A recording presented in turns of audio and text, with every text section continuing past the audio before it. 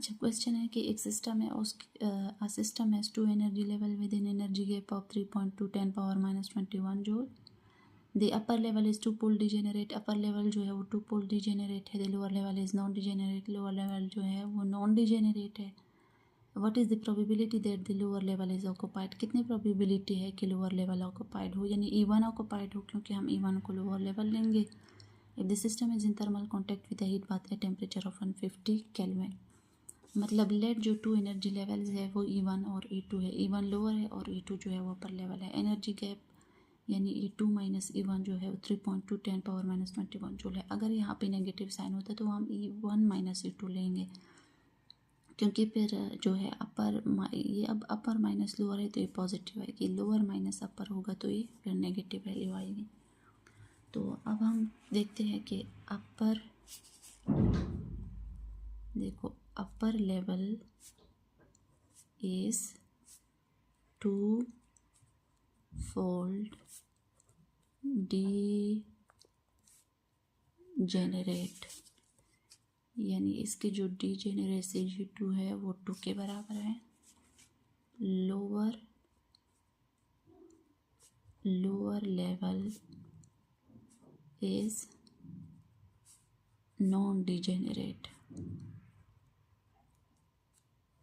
ठीक है। Lower level जो है वो नॉन डिजेनरेट है, यानी इसके जो G1 है ना वो 1 के बराबर है। नॉन डिजेनरेट हो तो 1 के बराबर होगी। टेम्परेचर जो है वो 150 केल्विन के बराबर है। अब हमें प्रोबेबिलिटी P1 चाहिए, तो हमें पता है कि Pi equal to E power minus EI divide by KBT by partition function Z। यहाँ पे जी आई भी आएगा, तो degeneracy G1 E power minus E1 by KBT divide by partition function Z। तो P1 जो है वो बराबर हो गए हमारे साथ, यहाँ पे जो P1 है वो G1 जो है वो 1 के बराबर है। E power minus E1 by KBT divide by partition function Z, ठीक है। हमें Z की वैल्यू चाहिए, पार्टीशन फंक्शन की वैल्यू, तो Z जो है वो बराबर है समेशन ऑफ E पावर, यहाँ पे G degeneracy into E power minus EJ by KBT, जब J जो है 1 से स्टार्ट हो, तो ये G1 E power minus E1 by KBT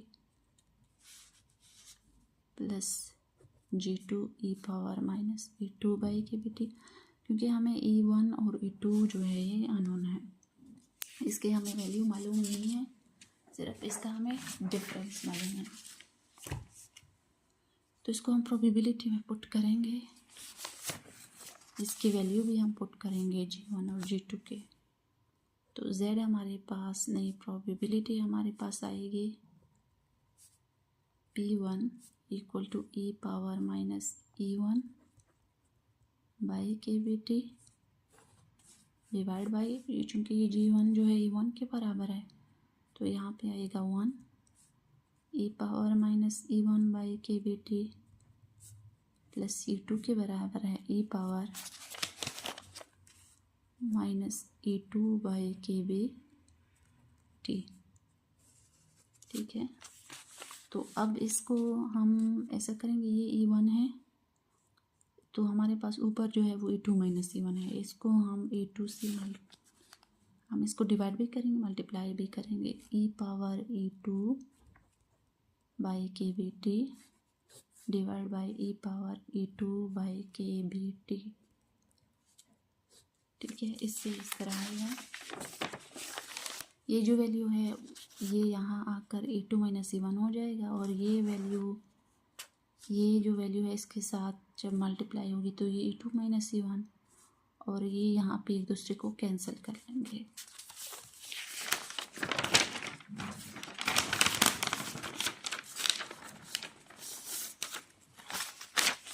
तो इस तरह का आंसर आएगा। P1 ये बराबर होगा E power E2 minus E1 divide by KBT divide by E power E2 minus E1 divide by KBT plus यहाँ पे 2 आएगा इंटू E पावर यहाँ 0। ठीक है, तो हमारे पास जो वैल्यू आएगी, ये वैल्यू अब हम नीचे लेकर आएंगे। तो P1 की जो वैल्यू है वो हमारे पास आएगी, अगर नहीं इसको ऐसे ही रहने दो, E power E2 minus E1 divide by KBT divide by E power E2 minus E1 divide by KBT plus ये होगा 2। ठीक है, KBT की वैल्यू होनी चाहिए KB इंटू T, ये बोल्ट्जमैन कांस्टेंट है। तो ये वैल्यू आएगी 1.4 10 पावर माइनस 23 जूल पर केल्विन और टेम्परेचर तो 150 केल्विन था, ये कैंसिल होगा। तो इसकी जो वैल्यू आएगी वो होगी 2.1 10 पावर माइनस 21 जूल। अब हमारे पास प्रोबेबिलिटी P1 की वैल्यू है E पावर 3.2, क्योंकि जो वैल्यू है 3.2 इंटू 10 पावर माइनस 21 ये एनर्जी गैप की वैल्यू है, joule divide by 2.1 10 power minus 21 joule.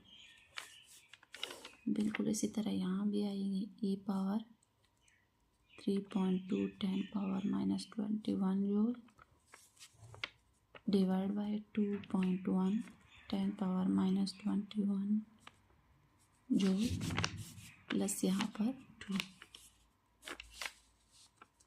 तो इसको अगर हम सिंप्लीफाई करें तो इससे वैल्यू आएगी E power 3.2 by 2.1 divide by E power 3.2 by 2.1 plus यहाँ 2। तो इसकी वैल्यू आएगी E power 1.5 divide by E power 1.5 plus 2। P1 की वैल्यू होगी 4.48 डिवाइड बाई 6.48। तो जो वैल्यू आएगी हमारे पास प्रोबेबिलिटी की P1 की वो होगी 0.69।